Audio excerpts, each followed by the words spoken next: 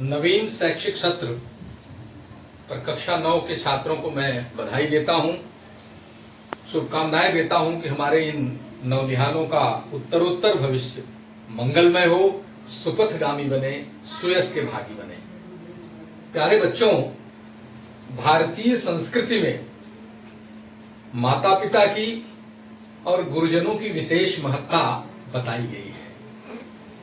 प्यारे छात्रगण, ये समझ लें कि आपका संपूर्ण हित या तो आपके माता पिता या आपके गुरुजन करने के लिए तत्पर रहते हैं। भारतीय मानस में गुरुजनों के लिए कहा गया, गुरुः एकः शिवः साक्षात्, गुरुः एकः शिवः साक्षात्, गुरुः सर्वार्थ साधकः, गुरुः सर्वार्थ साधकः, गुरुः एकः परम तत्वम् सर्व जगतः गुरुमय। सारा संसार गुरुमय है। प्यारे बच्चों, माता आपकी प्रथम गुरु है, जिसकी शिक्षा, जिसके दिए हुए संस्कार, जिसके दिए हुए जीवन मूल्य आपको जीवन भर अलंकृत करते हैं, गौरवान्वित करते हैं।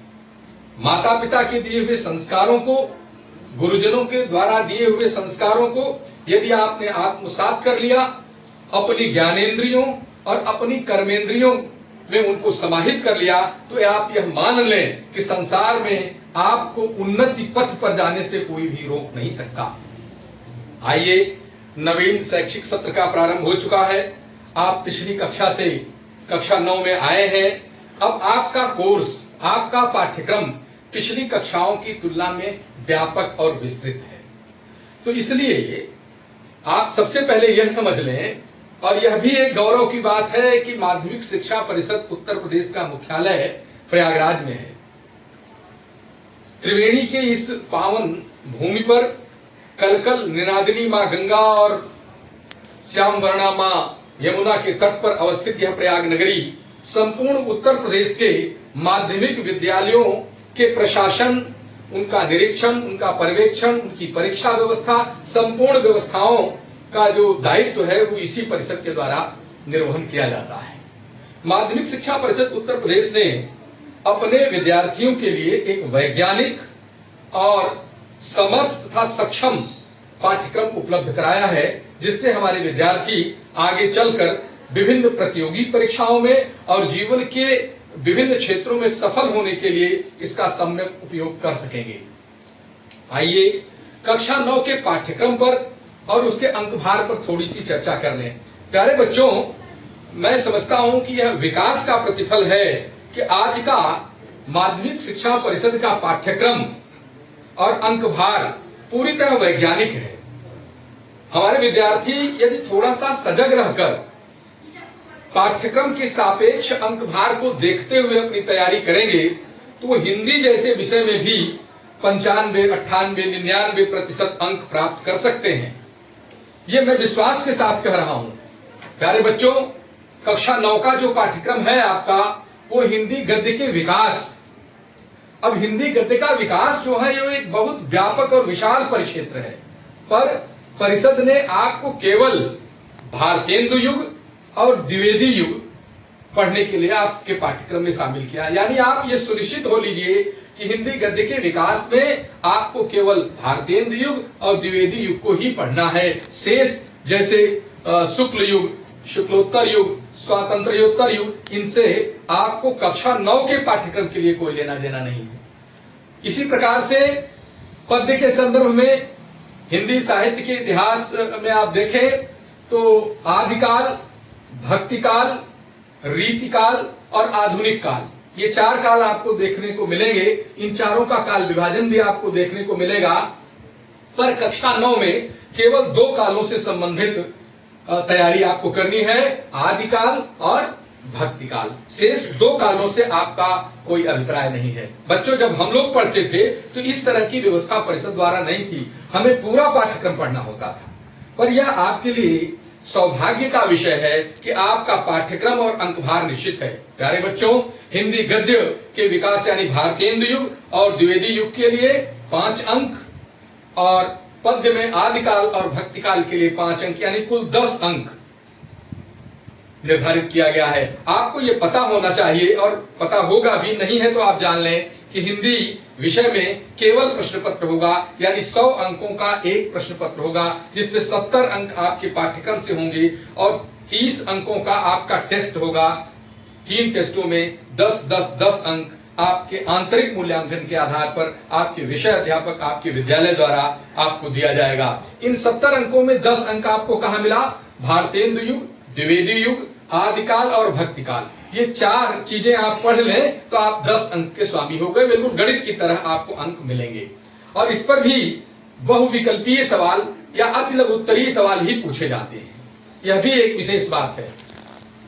आपके पाठ्यक्रम में जो गद्य की पुस्तक है, आपकी हिंदी की जो पुस्तक है, गद्य के जो पाठ निर्धारित किए गए हैं, उन पाठों में से संदर्भ सहित व्याख्याएं पूछी जाएंगी, जिसमें भी अब स्टेप वाइज मार्किंग, संदर्भ के लिए 2 अंक और दिए गए गद्य खंड में रेखांकित जो अंश हैं उनकी व्याख्या के लिए 4 अंक और तथ्य परक प्रश्नों के उत्तर के लिए 2 अंक। इस प्रकार कुल गद्य के पाठों से 8 अंक के सवाल आपसे पूछे जाएंगे।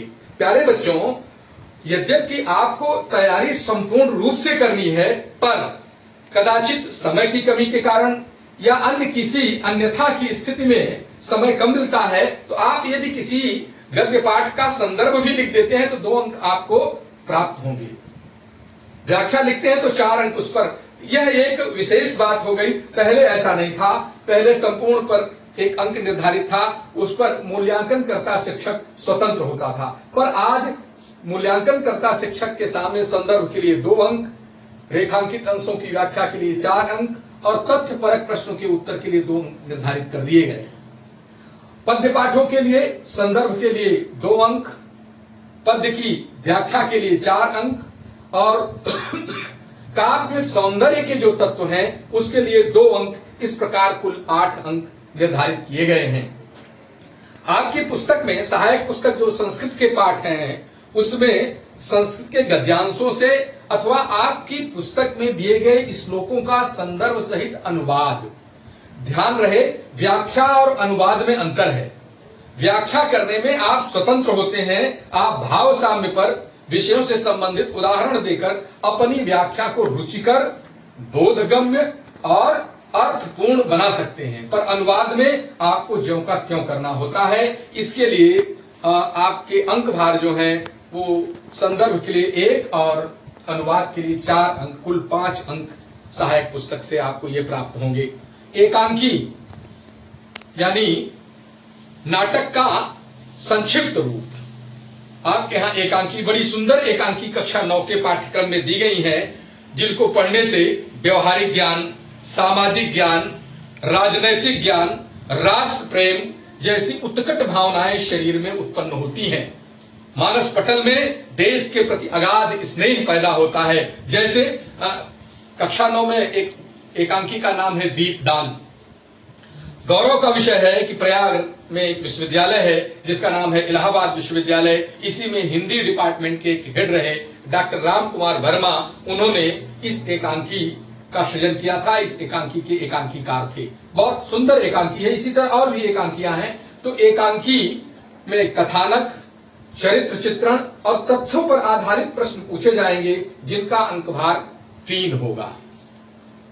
प्यारे बच्चों, आपकी पाठ्य पुस्तकों में गद्य और पद्य के जो लेखक और कवि हैं, उनके जीवन परिचय और साहित्यिक परिचय से संबंधित जो प्रश्न पूछे जाएंगे, वो उनका अंकभार 6 यानी 3 गद्य से और 3 पद्य से कुल 6 अंकों का होगा। आपके स्मरण में आपकी सहायक पुस्तक संस्कृत से श्लोक होने चाहिए। आप यहां ये ध्यान रखेंगे कम से कम 3 या 4 श्लोक आप याद करेंगे, क्योंकि प्रतिबंध ये होता है प्रश्न पत्र में कि जो श्लोक व्याख्या के लिए, अनुवाद के लिए प्रश्न पत्र में ना आया हो उसे आपको लिखना है और केवल श्लोक लिख देने मात्र से आपको 2 अंकों की प्राप्ति हो जाती है। प्यारे बच्चों, आपके सहायक पुस्तक संस्कृत के गद्य और पद्य से आधारित लघु प्रश्नों के उत्तर, अति लघु प्रश्नों, लघु नहीं बल्कि अति लघु प्रश्नों के उत्तर, 2 प्रश्नों के उत्तर आपको देने होते हैं, जो अधिकतम एक वाक्य में आप दे देते हैं और प्रत्येक प्रश्न के लिए एक यानी कुल 2 अंक। इस प्रकार से श्लोक लेखन पर 2 अंक और संस्कृत के अति लघु प्रश्नों पर 2 अंक, कुल 4 अंक आपको प्राप्त होते हैं। हिंदी में काव्य सौंदर्य के जो तत्व हैं, रस, छंद और अलंकार, इन पर भी 2, 2, 2 यानी कुल मिलाकर 6 अंक प्रदान किए जाते हैं। अब ध्यान रहे, यह एक विशिष्टता है पाठ्यक्रम की, परिषद द्वारा जो निर्धारित पाठ्यक्रम है कि रस केवल श्रृंगार रस और वीर रस, 2 ही रसों को आपको पढ़ना है। शेष रस आप कक्षा 10 में जाकर पढ़ेंगे, आगे पढ़ेंगे, पर अभी कक्षा 9 में केवल श्रृंगार रस, वीर रस, और इसमें भी आपको इन रसों के स्थायी भाव, इन रसों की परिभाषा, इन रसों के उदाहरण और इनमें दिए हुए में इसकी पहचान, निहित जो प्रश्न पत्र में दिया हुआ है उसमें आपको पहचान करनी है कि किस प्रकार का रस इसमें समाहित है। इसके लिए पाठ्यक्रम में 2 अंक। छंद, जिसमें बहुत से छंद हैं, पर परिषद ने आपको केवल चौपाई और दोहा, 2 छंद आपके पाठ्यक्रम में रखे हैं। लक्षण और उदाहरण, चौपाई और दोहा का लक्षण आपको याद करना है और उसके उदाहरण आपको याद करने हैं। इसके लिए भी 2 अंक आपके पाठ्यक्रम में निर्धारित हैं। अलंकार, जो काव्य सौंदर्य का तीसरा तत्व है, इसके लिए भी अलंकार वैसे बहुत से हैं, पर आपको शब्द अलंकार में अनुप्रास, यमक और श्लेष, इन 3 अलंकारों को ही पढ़ना है और इन 3 अलंकारों की परिभाषा, उदाहरण और पहचान, इन 3 अलंकारों की परिभाषा, उदाहरण और पहचान आपको पढ़ना है, जिसके लिए 2 अंक यानी कुल काव्य सौंदर्य से आपको 6 अंक की प्राप्ति हो सकेगी। व्याकरण, जिसमें शब्द रचना, वर्तनी और विराम चिन्ह, 2 अंक। तद्भव शब्द, तत्सम, विलोम और पर्यायवाची, इसके लिए भी 2 अंक। समास, जिसमें अव्ययी भाव और तत्पुरुष, केवल 2, इसकी परिभाषा और उदाहरण, इसके लिए 2 अंक। मुहावरे और लोकोक्तियां, मुहावरे और लोकोक्तियां जिनका अर्थ और वाक्य प्रयोग आपको जानना है, इसके लिए 2 अंक निर्धारित है। अर्थात हिंदी व्याकरण के क्षेत्र से, शब्द रचना के क्षेत्र से, वर्तनी और विराम चिन्ह के लिए 2 अंक, तद्भव, तत्सम, विलोम, पर्यायवाची के लिए 2 अंक, समास के लिए 2 अंक, मुहावरे और लोकोक्तियों के लिए 2 अंक, कुल 8 अंक आपको प्राप्त हो सकेंगे। संस्कृत व्याकरण के क्षेत्र से संधि, अब देखिए संधि का एक व्यापक पाठ्यक्रम है, पर यहां केवल दीर्घ संधि और गुण संधि, 2 ही संधियां आपको पढ़नी है और इन 2 संधियों की परिभाषा, उदाहरण और पहचान, इसे आपको तैयार करना है। इसके लिए पाठ्यक्रम में 2 अंक। शब्द रूपों में, अब शब्द तो बहुत से हैं जिनके बहुत से रूप हैं, लेकिन आपको केवल राम, हरि, भानु, अस्मत्, इन्हीं प्रमुख शब्दों को तैयार करना है, जिसके लिए 2 अंक। और धातु रूप, धातुओं में भी केवल 3 धातुएं, गम, भू, क्री, इनके सभी लकारों में आपको रूप याद करने हैं, इसके लिए भी 2 अंक है। ध्यान रहे, आज आपके सामने धातु, शब्द रूप, संधियां, ये सब निश्चित है कि क्या पढ़ना है आपको, बिल्कुल गणित की तरह। हम लोगों के समय में ऐसा नहीं था, तो इसलिए भी आप कम समय देकर अपनी एकाग्रता को स्थापित करके संस्कृत व्याकरण के क्षेत्र से भी 6 अंक आसानी से प्राप्त कर सकते हैं। अगला जो आपका सोपान है वो हिंदी से संस्कृत में अनुवाद, 2 लघु वाक्यों का, छोटे वाक्यों का आपको अनुवाद करना है। इसके लिए 1 वाक्य के लिए 1 अंक, यानी 2 वाक्यों के लिए 2 अंक पाठ्यक्रम में निर्धारित है। और पत्र लेखन के लिए 4 अंक, प्रधानाचार्य को पत्र, छुट्टी के लिए प्रार्थना पत्र, किसी समस्या पर प्रार्थना पत्र, इसके लिए आपके लिए 4 अंक, यानी कुल 4 और 2 यानी 6 अंक। इस प्रकार इसका योग होता है 70 अंक आप ये प्रश्न पत्र में प्राप्त करेंगे। 30 अंक आप अपने टेस्ट के द्वारा, जिसमें पहला टेस्ट जिसमें वाचन, अभिव्यक्ति, वाद विवाद है, दूसरा टेस्ट व्याकरण ज्ञान पर निर्धारित है और तीसरा जो टेस्ट होगा वो अपठित ज्ञान, आपकी अपठित ज्ञान की परीक्षा आपके शिक्षक आपसे लेंगे। इस प्रकार 30 अंक और 70 और 30 मिलकर कुल 100 अंक होते हैं। प्यारे बच्चों, पाठ्यक्रम में पहला जो सोपान है मैंने बताया, हिंदी गद्य का विकास, भारतीय युग और द्विवेदी युग। तो आइए अब हम चर्चा करते हैं हिंदी गद्य के विकास पर और विशेष रूप से भारतेंदु युग पर। तो सबसे पहले तो ये आप जान लीजिए, हिंदी गद्य का जो उद्भव और विकास है, इसके संबंध में विद्वान एक मत नहीं है। हिंदी का उद्भव विकास 10वीं सदी से प्रारंभ हो जाता है, कुछ विद्वानों का ऐसा मानना है। कुछ विद्वान 11वीं सदी मानते हैं, कुछ 13वीं सदी और कुछ 14वीं सदी मानते हैं। प्यारे बच्चों, सबसे पहले हिंदी का एक बिखरा हुआ स्वरूप हमें दान पत्रों और टीकाओं में टूटा फूटा देखने को मिलता है, जिसे हमारे हिंदी के विद्वानों ने पूर्व भारतेंदु युग के पूर्व हिंदी का कोई व्यवस्थित स्वरूप हमारे सामने नहीं है। इसलिए पूर्व भारतेंदु युग के समय को उन लोगों ने 13वीं शताब्दी से लेकर 1868 ईस्वी यानी भारतेंदु के हिंदी में पदार्पण के समय तक रख दिया। विद्वानों ने यह माना है कि भारतेंदु युग के प्रारंभ से ही हिंदी का व्यवस्थित और परिनिश्चित स्वरूप, व्याकरण सम्मत स्वरूप, भाषा की परिनिष्ठता और परिमार्जन तथा परिष्कृत स्वरूप हमारे सामने आता है। अरे बच्चों, भारतेंदु के पूर्व का जो युग है वो 13वीं शताब्दी से लेकर 1868 ईस्वी तक का पूरा एक लंबा अंतराल है, जिसमें हिंदी के यत्र तत्र बिखरे आपको कहीं कहीं लेख प्राप्त हो जाते हैं। पर भारतेंदु हरिश्चंद्र जब आए 1868 ईस्वी से 1900 ईस्वी तक का समय भारतेंदु युग के नाम से जाना जाता है। भारतेंदु जब आए तो उन्होंने हिंदी की सभी विधाओं पर लेखन प्रारंभ किया।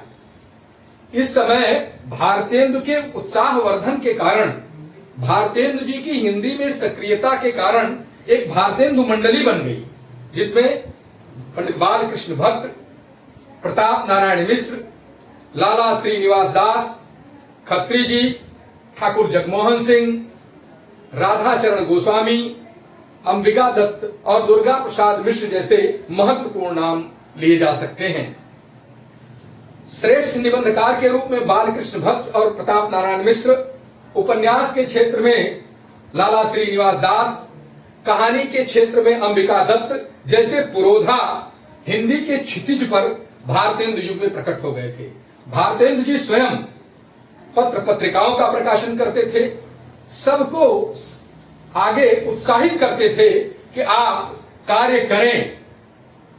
हिंदी में विचार प्रधान, तर्क, बुद्धि, विवेक और चिंतन का जो एक स्थायी स्वरूप हमें देखने को मिलता है, वो भारतेंदु युग में परिलक्षित होता है।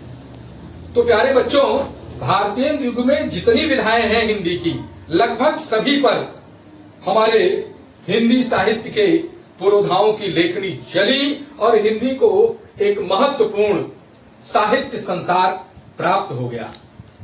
भारतेंदु युग के बाद दूसरा जो युग शुरू होता है वो द्विवेदी युग है।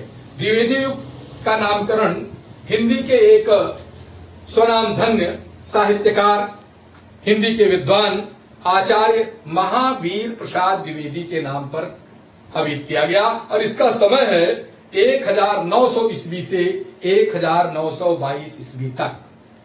अब आप देखें, हिंदी का जो काल विभाजन है वो पहला हुआ पूर्व भारतेंदु युग 13वीं सदी से 1868 ईस्वी, दूसरा भारतेंदु युग 1868 ईस्वी से 1900 ईस्वी और द्विवेदी युग 1900 ईस्वी से 1922 ईस्वी।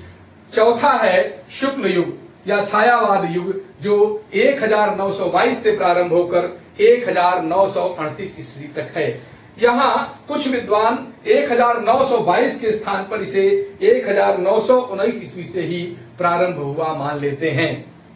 खैर, ये बहुत विवाद का प्रश्न नहीं है। पांचवा जो युग है वो है शुक्लोत्तर युग या छायावादोत्तर युग, जो प्रारंभ होता है 1938 ईस्वी से और चला आता है 1947 ईस्वी तक। प्यारे बच्चों, तुम्हें ज्ञात होगा कि 1947 में 15 अगस्त के दिन हमारा देश स्वतंत्र हुआ था। तो अब इस समय का जो युग है वो शुक्लोत्तर युग के नाम से जाना जाता है और इसका नामकरण किया गया आचार्य रामचंद्र शुक्ल के नाम से। आचार्य रामचंद्र शुक्ल का सीधा संबंध प्रयागराज से है। प्रयागराज में वो रहे, उनका कर्म क्षेत्र रहा और उत्तर प्रदेश के बस्ती जनपद के अगुना ग्राम के ये की धरोहर थे। वहां के ये महामानव थे जिन्होंने हिंदी के क्षेत्र में, विशेषकर निबंध के क्षेत्र में, हिंदी को सारगर्भित बनाने में, हिंदी को व्यवस्थित साहित्यिक रूप देने में आचार्य रामचंद्र शुक्ल का नाम स्वर्णाक्षरों में अंकित है। बड़े सम्मान के साथ, बड़े आदर के साथ हिंदी के विद्वान आचार्य शुक्ल की ओर निहारते हैं। उनकी रचनाओं में वो देखते हैं, खोजते हैं कि आचार्य शुक्ल में वो कौन सी प्रतिभा थी, वो कौन सी क्षमता थी कि उन्होंने हिंदी की विभिन्न विधाओं पर अपनी अमर लेखनी चलाई, जो हम सब लोगों के लिए एक प्रतिमान बन चुकी है। प्यारे बच्चों, शुक्लोत्तर युग के बाद अगला युग आता है स्वातंत्र्योत्तर युग, जो 1947 यानी 1947 ईस्वी से प्रारंभ होकर अद्यतन आज भी गतिमान है, जिसमें हमारी आधुनिक हिंदी नित निरंतर नए पथ की ओर, सुपथ की ओर तेजी से आगे बढ़ रही है।